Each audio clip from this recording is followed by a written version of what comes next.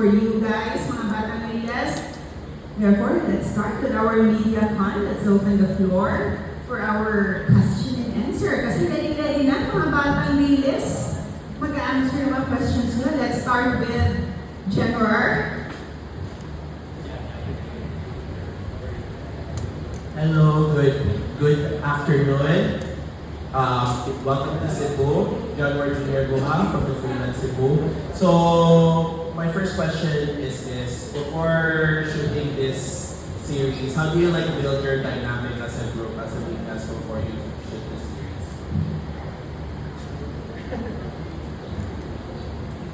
Marami po kami pinagdaanan bago kami nag-first taping day. Andiyan po yung mga workshops namin sa acting, with Direk Doris, kay Miss Ana, kay Miss Ina rin. Meron din kami mga workshops with Sir Ronnie Ricketts, ang maestro. Tinraining niya po kami para sa aming mga action scenes. Nag-aaral din po kami ng PPT, Dear Shakali.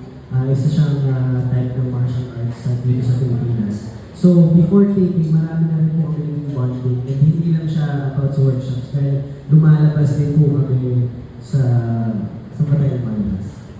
Nag-billiards kami, basta yung mga bonding namin, lumalabas po kami. Kaya masasabi ko na well-bonded kami bago namin simulan yung series sa mga Patay Malas. And feeling ko, importante rin yun para pagdating sa screen, kitang-kita, magta-translate kung gaano talaga close may rapport na, yung chemistry namin.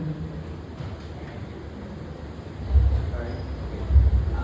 For my next question, just as a fellow Gen Z here, how does it feel, that there are Gen Z actors like you doing an action series like this?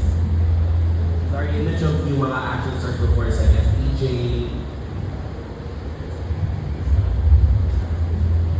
Yes, syempre, ito na nga Gen Z, makabagong aksyon kumbaga. At malaking bagay din kasi yung script para sa amin, kumbaga ginagay din sa amin, sa edad namin, kung paano rin tumatakbo yung kwento. At yung action, kumbaga modern action yun na, kumbaga yung ngayon. At ibang-iba rin siya nakaraang yung dating action. So malaking bagay pa rin naman na nagagabayan kami yung dating mga action stars tulad ni Sir Ronnie Ricketts. Kumbaga, halo na siya yung modern, tsaka classic, old school action. Ito pa na po. Ako, very grateful ako na kami yung napili na gumawa ng isang action. Kasi alam naman natin na kailangan natin buhayin ulit ang television landscape, lalo na dito sa Pilipinas dahil marami na pong Netflix. And lalo na yung action din, parang konti na lang po yung magawa ng action. Kaya very grateful kami lahat na kami yung nandito upang itaguyod ang Philippine television at ang action. Na first time ko pong ginawa, hindi ko akalain na may enjoy ko. Sige ko yung first time yung ginawa. Talagang it's a learning process din na kailangan mahalin mo yung action dahil malaking chapter, malaking bagay ito sa television ng Pilipinas. Kumbaga, ever since may action na nawala, ngayon pinabalik ko natin. So you still have more scenes to shoot, and I'm sure your action scenes will be much more pasabog, as filming goes. But I'm just curious, what were some of the hardest scenes you had to shoot so far? If you can share. Para sa akin as the goal, yung hardest scene ko na iniwan ako ng mga yung hardest scene ko kasi parang hinugod ko talaga sa totoong buhay. Naranasan ko, iniwan ko ako ng pag-iwan o kaya doon ko yung mga So, it's really hard for me. And sa mga karakter ko namin ito, ang dami po namin hinugod na mga nagbuhay namin in the past life. So, yun po, it's really difficult but gusto ko pang matuto, lahat mga ability na mga learning. So, tinuturuan po kami ng mga veteranong actor kaya hindi ko yung kaya I really appreciate to do this character kaya God bless. Thank you. Thank you.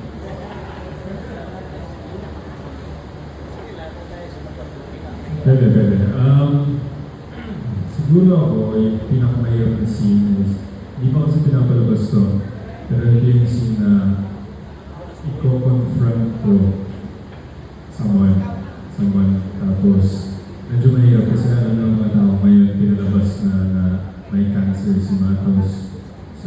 mahirap kay Matos kasi kailangan niya itago sa mga tao. Ayaw niya na malaman ng mga tao na may cancer siya. Kailangan din niya na itago na hindi talaga siya masaya. So, yun yung pinakamahirap kasi. Ayaw ko na-spoil kung ayaw magsalita ako. Yun lang, hindi na naman. Siguro para sa akin, pinakamahirap, syempre kailan na yung emotionally na mahirap na mga isa, mga dramas, mga nanay. Pero para sa akin, isa sa mga pinakamahirap yung binigyan kami ni Direk ng freedom na gumawa ng fight scenes. So, mahirap siya and masaya at the same time kasi syempre challenging siya. Mentally, isip ka ng choreo, physically dahil nakakapagod siya and emotionally. So, para sa akin, isa yun sa mga pinaka-interesting na eksena na gawa natin sa mga panel. Hindi pa napapalabas yun. Pero, pinalabas sa trailer. So, ito yun. Mahirap. Kasi yung role ko dito matalino. So, ang hirap maging matalino siguro. Charis. Para sa akin lahat ng mga action scenes. Kasi nga first time ko itong gumawa ng talagang action talaga para sa isang teleserye. So, kailangan ko mag-engage talaga. Hindi lang siya para sa akin, para papasok ako sa trabaho at gagawin ko, may laos lang. Talagang sinasa puso ko talaga. Yung sabi kasi may mga nakatoka sa amin na rules talaga. So, hindi ka pwedeng masabulitaw. Kapag ginawa mo itong scene na ito, basta action, dapat yung character ko pa rin. So, mahirap siyang pagsamahin para sa akin. So, ayun, lahat ng mga action scenes para sa akin. Ako yung pinakamahirap ko na eksena is nakayanin lang namatay yung tatay ko, nasunog yung bahay, sumabog. Para sa akin yung pinakamahirap na last scene na yun tsaka papakot na po. Siyempre namin kasi huli na sayang rin naman. Ang dami ng parang sa eksena kasi bukas sa sarili ko ng tubig. Tapos medyo nagka-technical, so kailangan mag-dry ulit, tsaka mag-pumus ulit. Tapos gulo, pero naitawid naman dahil tulong-tulungan po lahat. So, okay. Pero yun yung pinakamahirap para sa akin. Pero nakaka-proud si Ren ko. Hinati ko nga siya kagabi, may pinalabas siyang dramatic scene. Sabi ko, ganun naman nakakatawa. Kasi, di ba in-expect, nagulat ako sa binigay ni Ren sa eksena. At dahil dyan, napapakapi siya mamaya. Since you're here in Cebu, of course, I think everyone here will wants to ask, how is Bea Gomez as an actress in the show? Kamusta siya? Sa'yo eh. Bea Gomez. Beatrice Gomez.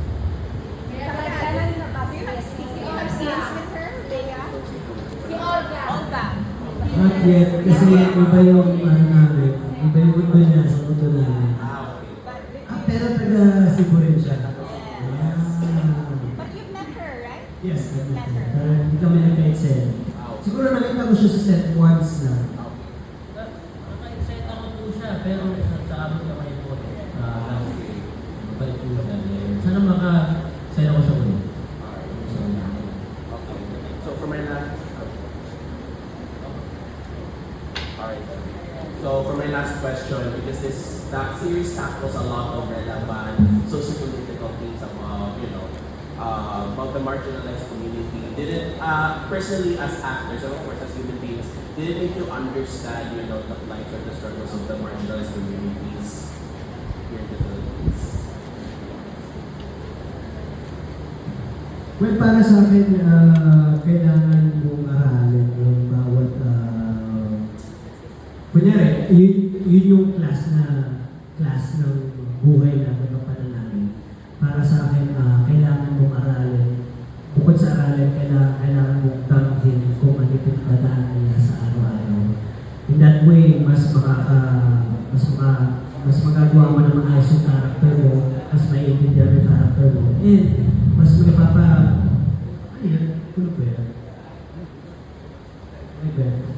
So in that way, feeling ko mas magagampanan mo yung character mo para mas maiintindihan ng mga tao. Alam nilang sumasalamin yung character mo sa mga sarili nilang buhay.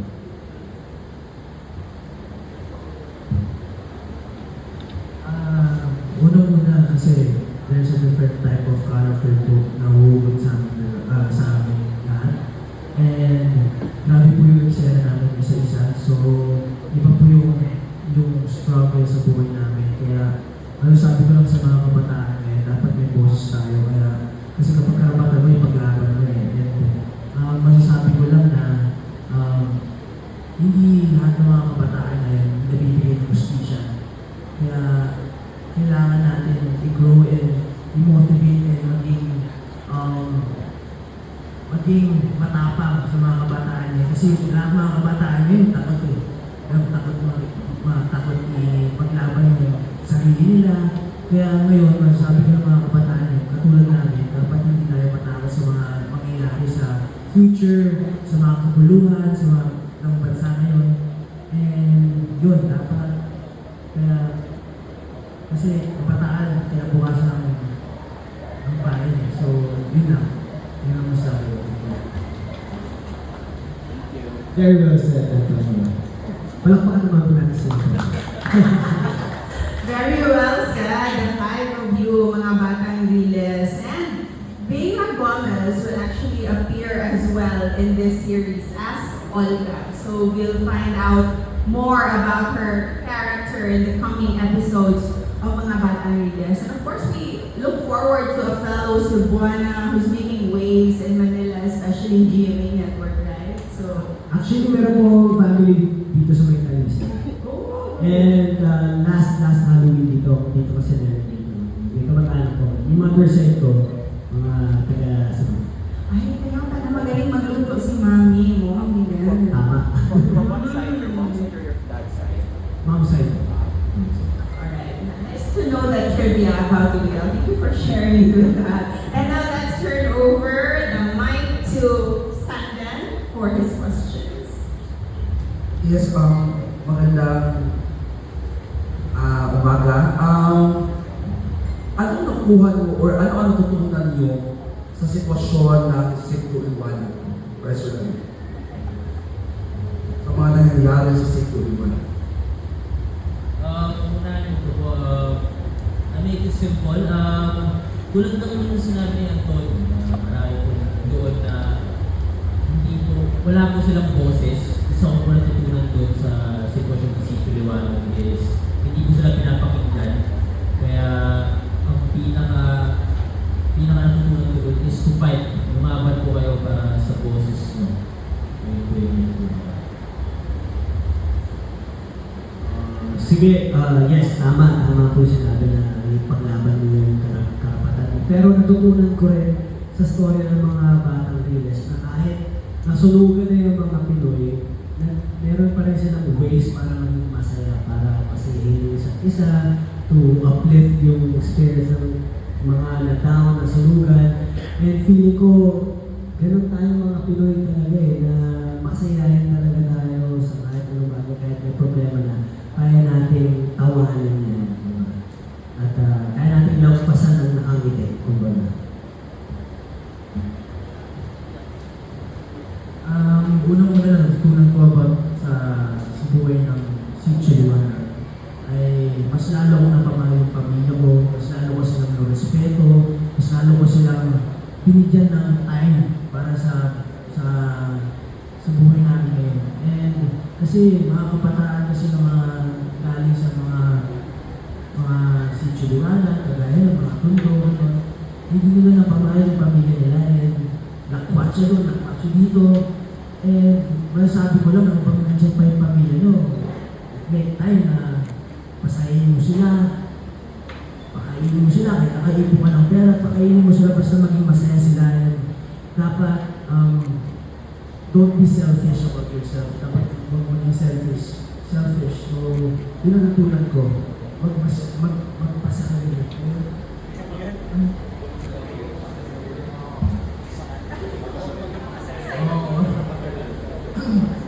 Yeah, so yun. Siguro ako, as Matos na biglang napunta sa Sitio Liwanag and makita niya yung buhay, kung ano yung diferensya compared sa kung saan siya nakatira. Bilang si Matos at bilang ako, nakakita ko talaga na ang mga tao talaga sa Sitio Liwanag, lahat sila gusto kumusbo. Kaya I think that's At sayang din. Kaya si Chuliwanag yung pinangalan dito sa mga Batang Lilis. Gusto talaga umusbong ng mga tao. Pinaglalaban talaga nila yung justisya. Ginagawa nila ang lahat para lang sa pamilya nila, para lang mapunta sila sa magandang lugar. At ayun talaga nakita ko dito sa Pilipinas, nangyayari talaga yun. Kahit sa parte, lahat pinaglalaban ng justisya. So yun ang nagpunan ko. Sumagot na eh. Sagot na rin ako. Actually, yung character ko, hindi pa ako nakapunta sa Sitio Liwanag. So, mababasa ko lang ko sa napanood ko ng pilot yung sa week 2. Para sa akin yung pagpapahalaga. Iba yung pagpapahalaga nila sa lupa nila eh. So, kahit pa yung operan sila ng malaking pera at sinasabihan ng alam mo yung magbulak lang ng salita, nililipat sa ganito. Hindi nila binibitawan yung lupa nila kasi alam nila na talagang binaan ng kanila ito, doon para sa kanilang mga ninuno. So, yung pagpapahalaga sa bagay, malaking bagay sa ating mga Pilipino. So, ako mismo ganun din ako. Hindi ko siya natutunan pero kasi tayo nakarelate ako kasi gano'n ako. Kasi sentimental kasi ako. So, ayun. Try ko. Okay. Yung last question ko para kay Miguel. Can you share to us yung sinabi mo na may creative input ka sa TV? Ano yun? Ano yung sabihin? Anong input yun? Secret po. Kumbaga, sa show po na ito, pakiramdam ko kasi, mas may boses ako, mas pinapakinggan po nila yung mga ideas, yung mga suggestions ko. For example, katulad po yung sinabi ko kanina, kami po mismo gawa ng ibang mga fight scenes na hinahayaan kami ni Direk na maging creative kami on set. And very grateful ako dahil pinapractice ko na rin. Kailangan ko practicing yung skill na yun dahil plano ko maging director din in the future. Kaya yun, pinigyan ko yung freedom ni Direk. This week, last Monday, umattend po ako na meeting ng mga creatives ng mga Batang Lilis. So, nakipag-brainstorming po ako kung anong pwedeng, sino mga pwedeng i-guest, ano yung pwedeng puntahan ng storya. So, very open sila. Laking pasasalamat ko na very collaborative itong team na to, itong prod na to. At ang sarap sa puso kasi as an actor, malaking bagay po yun. Malaking bagay, kailangan na-express mo rin yung sarili mo. Dahil sa pakiramdam ko, sobrang kilala ko si Kidlat. And alam ko rin kung ano yung pwedeng maging hugot niya pa, kung saan pwede pumunta yung storya. And ano pa ba yun? Sobrang natural ko rin po. Kunyari, tinatanong ko anong ratings namin, ilang commercials po, ilang minutes ang commercials. Kasi hanggang sa mga ganong detalye, natutunan ko na rin po siyang bantayan. Siguro dahil 21 years na rin po ako sa industry. Parang mas may pakina po ako dun sa ganung bagay. Hindi lang basta arte-arte lang. Mas may purpose, kumbaga, yung ginagawa ko po. Lola,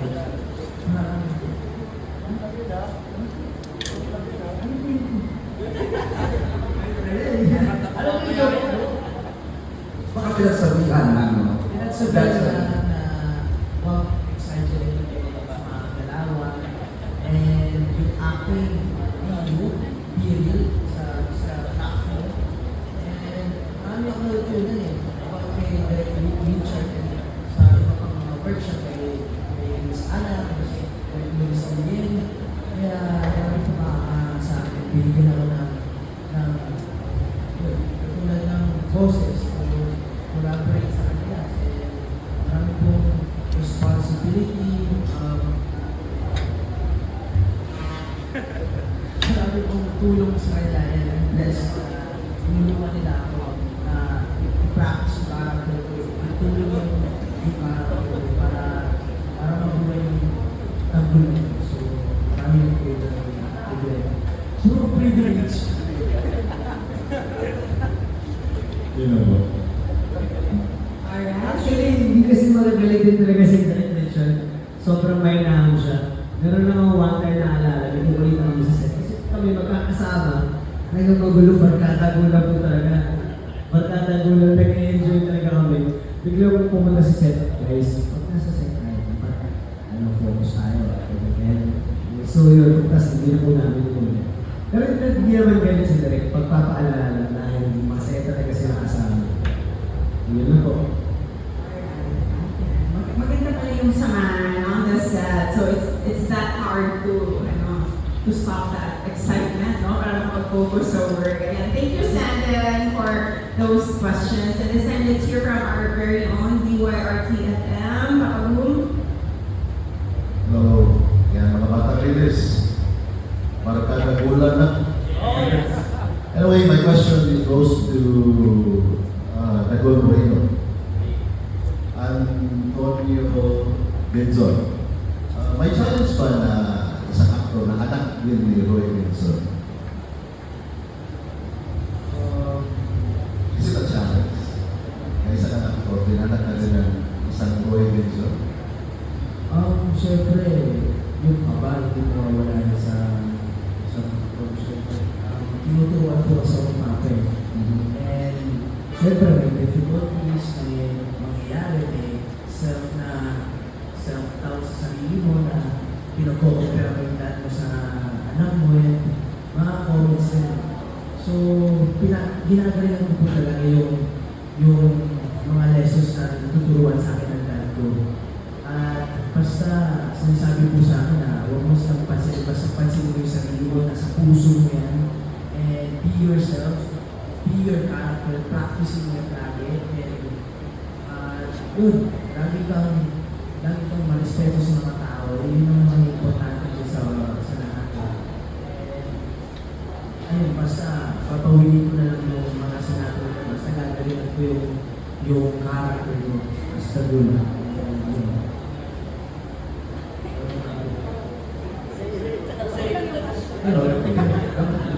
Another question. So, puro pagkanagulan na tayo na mapapanood namin dito. Meron ba kayong mga series? Siyempre po, ngayon sa Batangiles, parang mostly mga katropa, mga kabarkada yung unang-unang sinisipro ng mga Batangiles. Kaya most of the time, friendship po talaga yung una namin dito. So, walang love team. If bigyan man tayo, okay lang naman. Pero, yung una talaga ng mga Batangiles is friendship talaga and family. So, ayun po, it's about action and rap. So, yun. Thank you. Thank you. Alright, thank you, Papa Boom. And this time, let's hear from Super Beta Cebu, Curly. Ay, maayong hapon, Senior Batangiles. Going back to Miguel, you mentioned earlier that you, in the future, wanted to be a director. Do you have an inspiration director locally and international? And what's the reason behind you wanting to be a director in the future? May ano ba, may parang twist in the past, gusto ko maging director. May project ba, specifically na yun yung turning point? Sige, doon po muna tayo sa mga inspiration ko. Sa Pilipinas, sobrang nasasarapan akong katrabaho kay Direk Zeke Gulay. Katrabaho ko isa sa High before. And pinulat niya ako sa kung paano i-film ang isang drama talaga na hindi mo kailangan dagdag-bawas. Kailangan kung ano talaga realism ko baga. Tapos international, siguro isa sa mga gusto ko si Jordan Peele, gumawa ng Get Out. Dahil mahilig po ako sa mga psychological thriller na may iwas mga. So, ang next question ko is ano yung turning point and ano yung nagpa-decide sa akin na gusto ko maging director in the future. Siguro, malaking parte sa decision ko yun is dito na ako lumaki sa showbiz.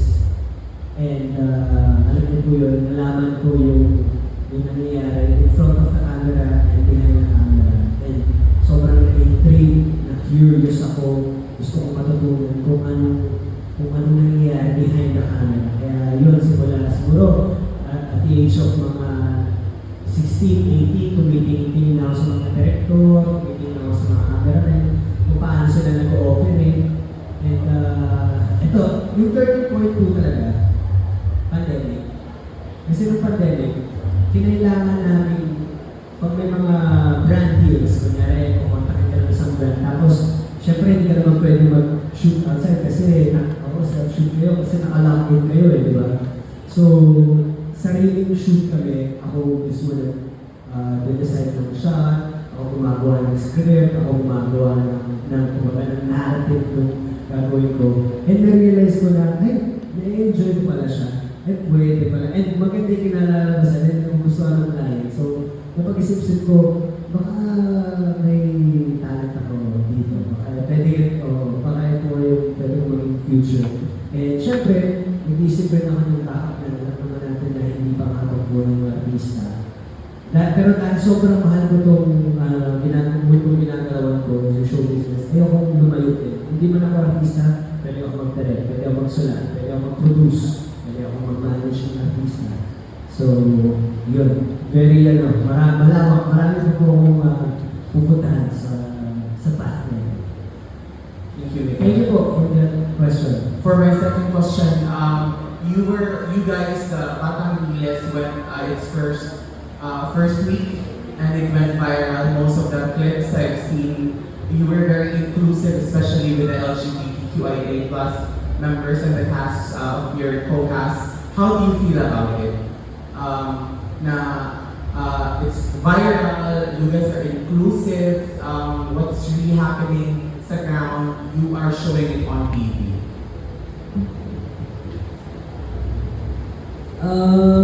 Yun naman po talaga yung rule namin simula pa ng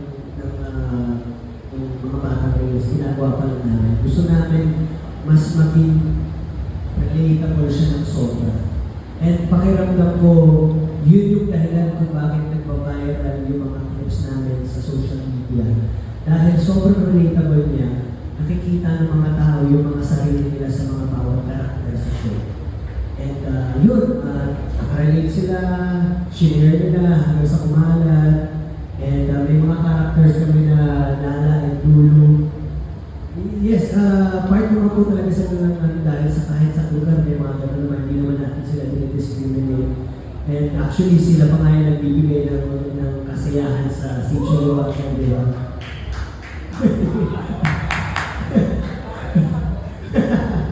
So, para sa amin, relatability yung pinupunta ko namin dito. Kaya siguro, hindi namin nakakapanood. Will we see more of the Kidlat Bagul bromance? Kasi that's one of the clips that went viral online. Kiss mo nga. Will we see more of that, of the romance? Siyempre, ligtas ako ni Kidlat, una-una. Siyempre, bigyan ako ng chance, siyempre gusto ko yun.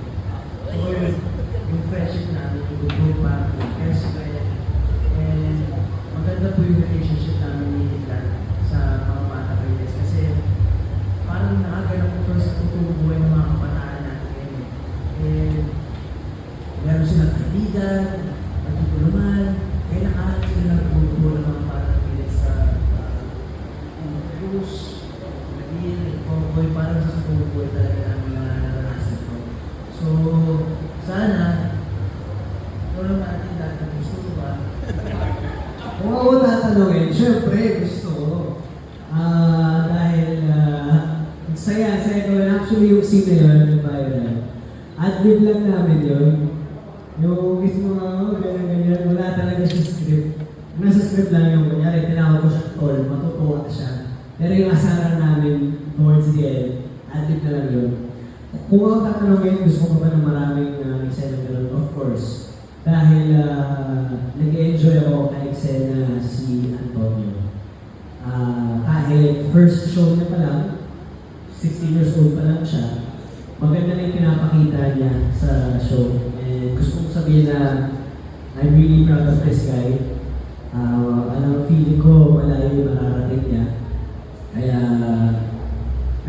parang nakikita ko rin kasi yung sarili ko sa kanya, yung 16 years old ako.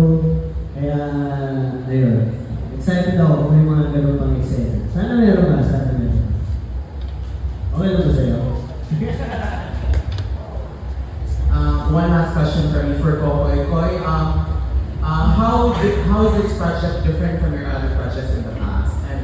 this project special, especially that Miguel you've worked with already. I'm not sure with the other guys. How do you feel working with a friend, and how is it working also with the veterans in the show business?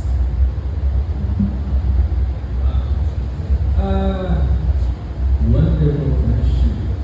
Ibang-iba eh. Actually, ito po yung first ko na talagang full serye dito sa GMA. Nagkataon pa actually. First action serye ko to. Na-action. Oo, na talagang buong action yung serye mismo. At yung character ko mismo, ibang-iba siya. Never pa ako nakaganap ng ganitong klase na parang nasa ilalim kasi yung kulot. Hindi, ako mismo hanggang ngayon, kinikilala ko pa rin si Kulot kasi hindi mo rin masabi kung ano yung lagi nasa isip niya. Since, well, nakalagay na nga, matalino siya. Hindi naman pwede matalino lang siya. Kasi kailangan may lalim din. So, nasa sa akin din yun. Siyempre sa gabay din direct Richard at siyempre sa mga co-actors mo. At kamusta ang trabaho? Si Miguel na yan, ikaw at kami, bata pa lang kami. Kasi itong bago lang, running man Philippine season 2, nagkasama rin kami. So, malaking bagay yung kumbaga, banding na rin kami noon. At forward naman si Reggie, Bruce, si Antonio. Ang sa akin, hindi ko expect naman ganito maging close naman ng solid na ganito. Kasi nung unahin ko na, ito nasa tabi ko. Akala ko nung una mayabang ito eh. Si Rahil. Kasi laging ano sa kanya eh. Kapag gano'n mo siya makita, maakas, mayabang. Pero totoo, mapagmano siya. Guys, hindi nyo makikita, mapagmano. Lover boy to guys. Si Rahil. Mabait to, promise. Mukha lang siya intimidating pero mabait to. Oh, si Bruce naman, yan, isa rin yan, di ba? Parang akala mo nito, parang nakakailing ka eh, di ba? Parang bubuhating ka eh. Pero isa rin to, napakaano ito eh. Puso mo mga napagmahal din. Ayun, okay na yun. At tapos, yung mga bet, si Antonio, grabe. Dito, na-surprise ako si Antonio, sobrang sweet nitong bata nito. At malambing, ang laking mama eh, di ba? 6 years old pero napakalambing nito. At saka, ano siya, gutong matuto. Kaya doon ako natutuwa palagi. Kasi pala, ano siya eh, curious. Parang tanong siya na, parang minsan magpapaisip ko, ano ba ito? Seryoso ba siya? Nagtatanong siya ng ganito. Kasi minsan ang random ng tanong niya. Pero sobrang curious lang talaga siya sa mga bagay-bagay sa loob ng industriya. At makatrabaho ng mga veterans. Laking bagay kasi kapag ka-eksena mo sila, dahil matutunan eh. Lagi sila may payo sa'yo. Ikaw mismo tatatak sa'yo kahit na hindi mo ma-apply sa show na ginagawa mo ngayon. For sure magagamit at ma-apply ko sa future na gagawin ko. So, ayun po. Alright, well said. Thank you for that. At this time, may itatanong din ang correspondent and anchor natin si GMA-RTV Balitan Gusta. Please go ahead, Mayor Medina. Hello, good afternoon. Tanong ko lang kasi action-packed yung mga batang Ingles. Were there scenes ba na nagkasakita na kayo and how do you handle it? Sasagot po si Raisa, si Antonio. Hindi, meron may eksena, hindi pa siya umi-ere, pero hindi naman niya sinasadya. May eksena na tulak niya ako, dapat kaya, pero okay lang kasi natulak niya ako, pagka ako sa gate, malakas! So, paligid ko, labi ko, bumubot, sinaw siya, sakit ako. Pero, oo nga, yan totoo. Kasi ako dalawa dito sa dito. Pero, siyempre, kasama naman kasi, action siya, nadadala sa emosyon. Eh, alam ko naman hindi niya sinasadya.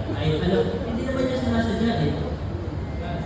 Oo, tsaka, sorry naman siya eh. Kasi, hindi naman niya talaga sinasadya. May mga ibang eksena na tamaan ko rin si Dave, si Dave Morena, hindi sinasadya. So, hindi talaga may iwasan na may minor injuries gano'n. Pero at the end of the day, sa likod ng lahat na yun, very fulfilling ko. Kasi napakirap ko ng eksena. After namin gawin, sobrang gaan na ito pa namin. So, yun.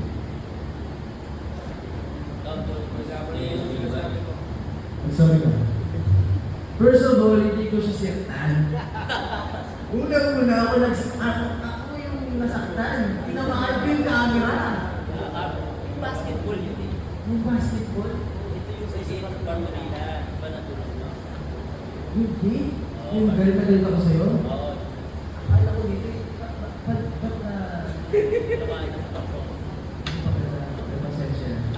So,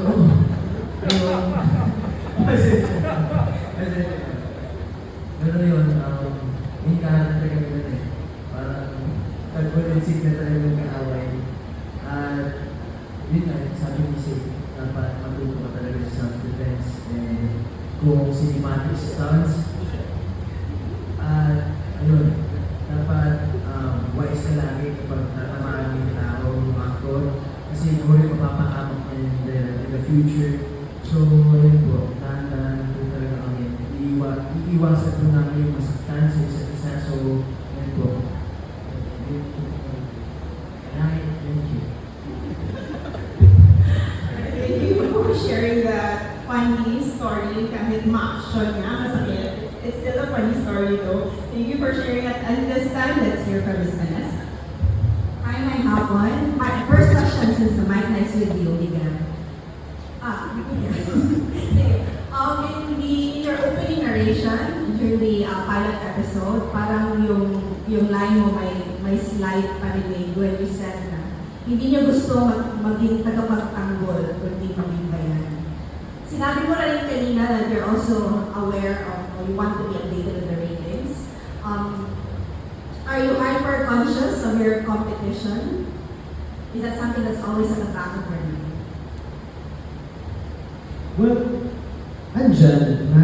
Of course, hindi naman pwedeng hindi natin titignan yung mga kalaban, mga competition. Pero, katulad ng lagi sinasabi nila mas mag-i-improve tayo kung ang focus natin is nasa sarili, hindi nasa labas ng ginagawa natin. Yun lang. Exam Miguel was already starred in, let's say, example, Baltas Fire, major series. For the rest of the four, I'd say to say this is your biggest break on television. First, how did you react when you bagged the role? And how did you set yourself up for this big break? Ako masasabi ko, isa ko sa malaking lilisahan ng Leslie Jamie. At para sa akin po, happy. Kasi masaya ako kasi pinagkatiwala sa akin po ng production, ng management sa akin itong role na ito. Kasi sa dinami-raming artista sa GMA, bakit ako? Diba? Ang daming pwede sa role ko. Pero bakit ako yung napili? Diba? Para sa akin, may pressure ba? Konti, opo. Pero mas sa akin is yung tiwala. Kailangan kong panindigan ko kasi pinagkatiwala sa akin ito. At ibigay yung best ko para panindigan itong pinagkatiwala sa akin ng blessing na ito. At lagi lang ako babase sa aking director sa aking mga co-actors kung ano yung nabibigay sa akin. Diba ako ito? Well, yes, ito po nga yung biggest break on television. And una, na-shock ako. Yung parehas ko ako sa dami-dami, bakit nga ako. So, ano mo yung, hindi ako makapaniwala, but at the same time, parang mas umapoy yung fire inside of me na kailangan ko kung kanina. Kailangan ko pa yung yung tiwalang binigay nila sa akin. At sa tingin ko kapag, tulad na sinabi bigyan, feel ko kapag mas nag-focus kami dun sa parte na sa mga kababayan namin manunood, sa tingin ko we will go places. So, ayun na. Ako naman po, syempre this is my biggest break, but I'm super thankful sa GMA Network and sa production team. Kasi it's my third time na makasama ko yung production team na to. Una sa Prima Donnas, and then sa Anak, and then dito sa mga Batang Riles. So parang super blessed ako na binigyan ako ng tiwala at isang napakalaking opportunity. And yeah, I'm super happy. And isa pa is mga idol ko si Miguel growing up. So yun, I'm very happy, very blessed. You know. For me po, grabe po talaga yung pangyayari sa akin.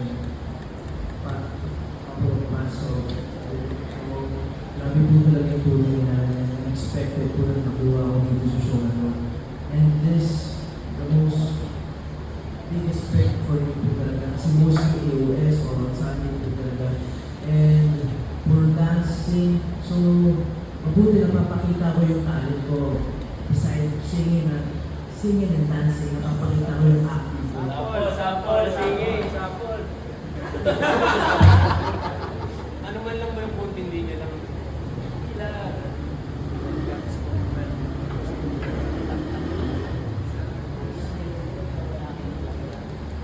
Kung sa'yo ikaw ang aking marunong yung way sumayaw.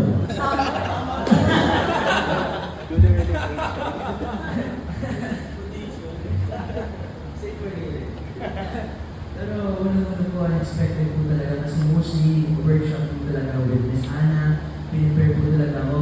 Mostly 1 year na po talaga ako pinipare for the show. And super nakakanga po and tulong nila na Miss Ana sa akin. And I'm blessed super talaga sa pangyayari ngayon.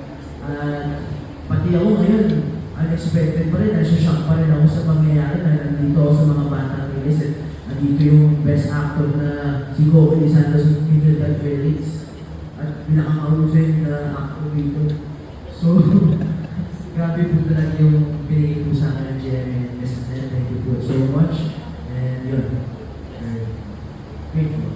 Okay, final question from me. Can you share about how it was training under veteran action star Ronnie Ricketts, as well as with veteran director Doris Day?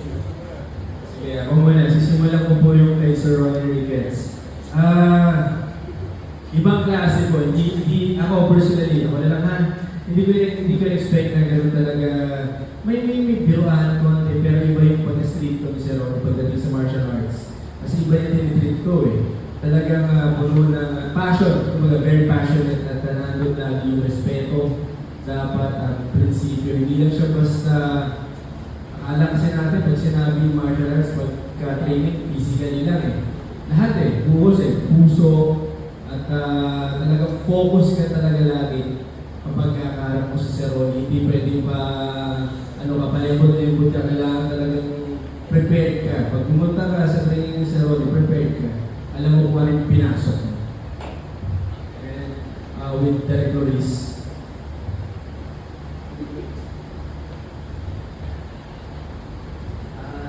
Siyempre, beside kay Sir Ronnie Ricketts, nandito naman tayo sa acting, drama, comedy, kay Director Doris Day. So, grabe po talaga yung tulong nila sa amin, sa pangyayari. Yung craft po namin, inayos po talaga namin. Kahit 1 day pa lang po, napapractice na po namin yung emotions namin, yung physical and emotional health, yung obligations, sa character na to. And grabe po talaga yung sakripisyo po namin, yung dugo at pawis na nilagay namin dito sa show ng mga batang Reyes. And with Miss Ana, syempre, grabe po talaga yung tulong nila sa akin as well. Sinisipagan po talaga namin ng workshop. Sa susunod na taping nga po eh. Alam niyo na ba? Diba?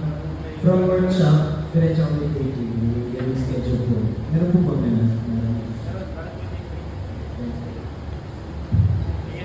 You guys are very lucky to be learning from the best as well. Ayan. And next, let's have Teresa. Good afternoon, guys. This one is for Antonio. Antonio, there's a lot of videos of you on TikTok, solo videos, and most of them are fan edits praising you for your talent. So, how do you respond to this? What should you say about that? Una po, grabe po yung support sa ating mga batang Reyes. Una dyan, thankful po ako sa mga fans, sa mga friends, sa ating mga batang Reyes. Kasi kapag wala sila, wala kami dito. Yung grabe yung ratings, yung sa amin. Sana pa, pagkakas po kami supportahan ng mga batang Reyes. And syempre, para ito yung batang Reyes, ipakita pa namin yung galing namin, yung talento namin sa show na ito. So, basically, thankful po ako sa pangyayari.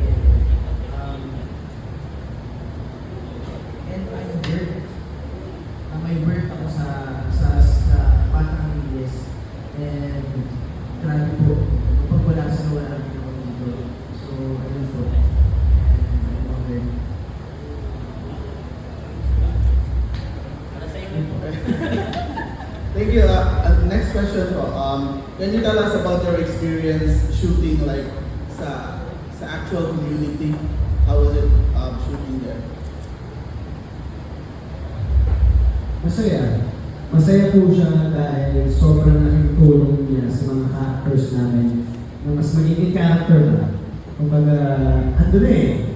May immersive talaga, mas makikilala mo yung character, may mga nakatira talaga doon. So, mas ma-observe ko sila kung paano sila kumilos, kung paano sila magsalita, paano sila magbuhay, na nakakatulong po sa amin. Saka, ang pinapapasalamat ko po sa kanila is kahit na yes, ang dami na nanonood, nire-respeto po nila yung trabaho namin. Hindi sila magulo, hindi sila maingay. Pag kailangan tumahimik dahil may eksena, matahimik sila as a sign of support para sa series. Kaya masaya, no? Salamat po sa kanila. Pinahirang po nila sa aming lugar nila. And enjoy po kami na. Ayun, may personal experience pa kayo? Yun po. Yeah. Alright, thank you guys for being so game in answering all the questions. A round of applause sa mga stars natin, sa mga batang Reyes. Ayan, a round of applause din naman sa mga kasama ng mga batang Reyes. Binabati mo yung